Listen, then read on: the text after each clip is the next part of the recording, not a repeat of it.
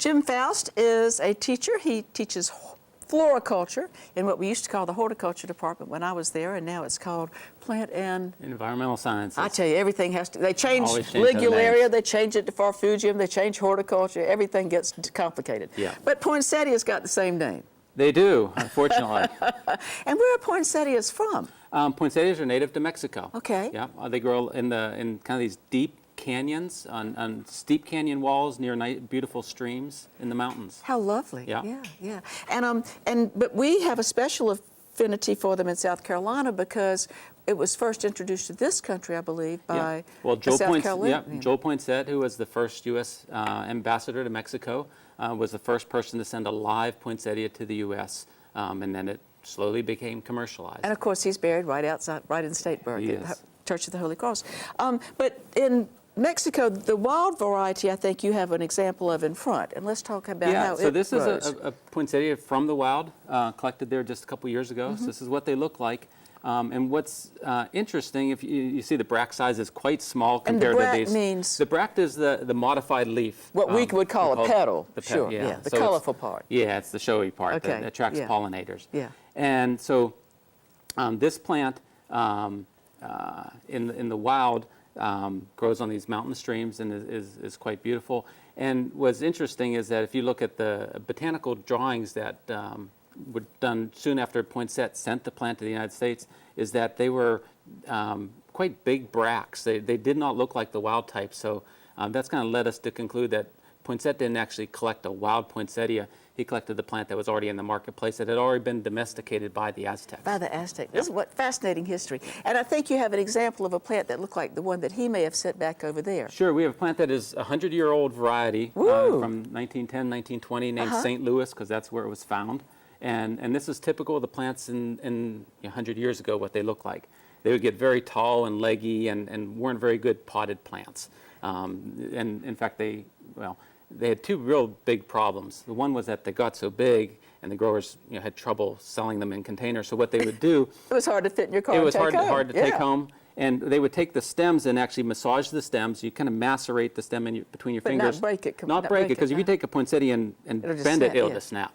So if you macerate it, it bends nicely. And then you go down the stem further and do it again, and it bends back up. And so you take a plant that's very tall and you make it very short immediately. Huh. So the other problem that they had was that the leaves would fall off as soon as you took the plants home. A problem some people still run into. There's still a little bit of a problem, but it's much better. Yeah. And so what they would do back in the early 1900s would, the growers would take 4 plants, put them in the corners of a pot, and then in the center of the pot they would put a Boston fern. And so the foliage of the Boston fern would cover the naked stems of the poinsettia once all the poinsettia leaves fell off. Well, and poinsettias bloom, they have certain requirements, and so talk a little bit about that. Yeah, well, poinsettias are short day plants, meaning that they will initiate flowers when the nights get long. And of course that happens in the fall. So poinsettias naturally start the flowering process in September.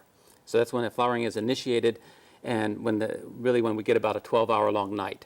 And then the days get shorter and they just continue to progress toward flowering. So it takes about 9 weeks after short days start. And so they start flowering in September. We don't actually see anything visually until October, and then November they're in full bloom. And so growers can use dark cloths and dark houses to manipulate that and have them bloom where they want to. Yeah. And of course, mostly we want to have them bloom at Christmas time, but you've got one down there that now blooms at a different time for a special purpose. Yeah, the pink one here is actually marketed in October because pink is Susan for breast Komen, cancer, breast cancer awareness month. And so that is, you'll see it in the stores in South Carolina for in October. And we actually often don't call it a poinsettia at that time because people don't think of buying a poinsettia. It's often labeled euphorbia. And what is the scientific name for the poinsettia? It is Euphorbia pulcherrima. Okay. Pulcherrima means the most beautiful. So it's the most beautiful euphorb. And then next is one that perhaps is going to be marketed at Thanksgiving. Yeah, this is a gold one. It's called Gold Rush, and the idea is that, again, kind of like autumn leaves. try to extend that season so people buy poinsettias a little bit earlier in the year. And then next to it, we've got kind of a curly-cued one. Yep, this is a curly variety actually developed in the 1990s, and so it's been around for a while. It's still really quite cute. It's It's called winter rose. Well, you know, it's compact seeming, so for certain people, I'm sure that works better in their home, don't you think? Yeah, It's a different look. Some it's people different. just like different. It's cute. But gosh, if you want just the most beautiful Yeah. of all colors, Yeah, mercy. yeah. I think this is my beautiful. It's peppermint ruffles, kind of a peachy pink. Oh, quite, it's quite a truly soft, beautiful. plant. And so these are actually leaves, and then these little tiny parts in the middle are the flowers. Are the true flowers that Yeah. bear the pollen and produce the seeds. Yeah. And then this is such a lovely color. What is this one called? This one's called Polly's Pink, which is, I think, the most beautiful pink that we have in the poinsettia world. Well, I think that sometimes that's easier to fit into your decor than the Yeah. blazing reds. But Yeah. if you want something that says, "Here I am," boy, Yeah. we've got him. And it has appropriate name. It's Jingle Bell Rock. So, very vibrant plant. It is. And then I get this one wasn't developed just for Clemson fans, but No, it could have been.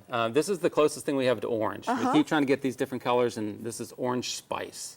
and in this one we can see a little bit of the venation, the green in the leaf, which I think is kind of pretty just every now and then to see It a almost touch of look- that. yeah. Don't you think? So Yeah. it looks like coleus It does, almost. doesn't- And those are considered transitional bracts because you have the green leaves and then you have transitional bracts, which are ones that are kind of confused. Yeah. They're not sure they're a bract or a leaf. And then on top you have all the The bracts. ones that are just definitely Yep. supposed to be there to be wonderfully beautiful on the eyes. And then this one, oh, what a lovely, lovely kind of greenish. Yeah, that's a new one. I don't know if there's a market for green poinsettias or not, but Oh, I think we there call would. that one Envy. And Well, my mother's favorite zinnia was the green Yeah. zinnia called Envy, so there certainly is a market, at least in my family, for Yeah. things like that. Yeah. Yeah. Now, some people worry about bringing them in the house because they think they're poisonous, and how much of a true problem is that? yeah, they are not poisonous. I've eaten a few in my day and haven't died yet. And you said but they're yeah. even used some in the cuisine in certain parts of Mexico. Well, yeah, I was in Mexico last year, actually, and there was a chef actually trying to promote people eating poinsettias and serve some dishes with poinsettia in them. And I'm not encouraging people to eat them, but So you don't they're have not to going to worry kill about you. that. Yeah. And interestingly, you encouraged us to taste the nectar, and it was very, very delicious. It's wonderful. Tastes like honey. People, are not aware that the poinsettia produces nectar for the pollinators to feed on, and it's just It was like a drop of delicious. honey. It's absolutely it was beautiful. yeah. delicious. It was. We were licking flowers earlier in the show. If you wonder what we do before making it grow, sometimes we do peculiar things. That was a lot of fun.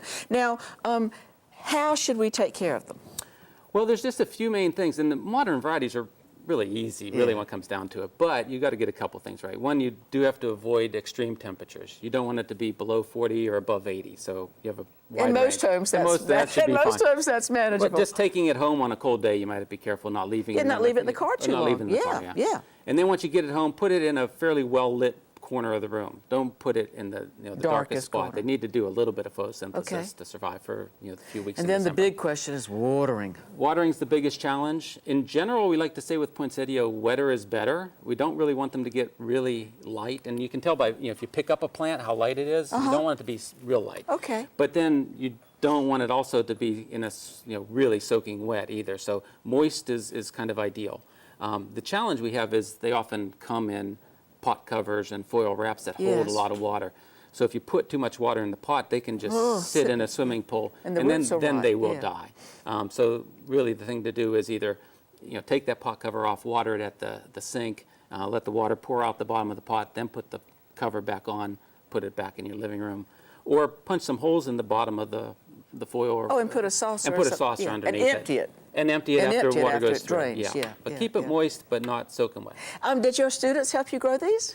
They did. These are actually plants from the greenhouse we brought today. My class grows a lot of different flowers in the spring and the fall, and poinsettias are my favorite, so I've kind of forced them to grow a lot of poinsettias. Oh, I'm and- sure there were no complaints. And we hope that you'll again come back in the spring. We've got another crop in the greenhouse, and give us some more examples of what is wonderfully beautiful in the floriculture industry. Sure, we would be glad to. This is my Thank life, you. growing flowers. Yeah, well, so gosh, what a wonderful it's a life. good way to do it. Yeah. Well, thank you so very much. Thank This you, was Amanda. just delightful.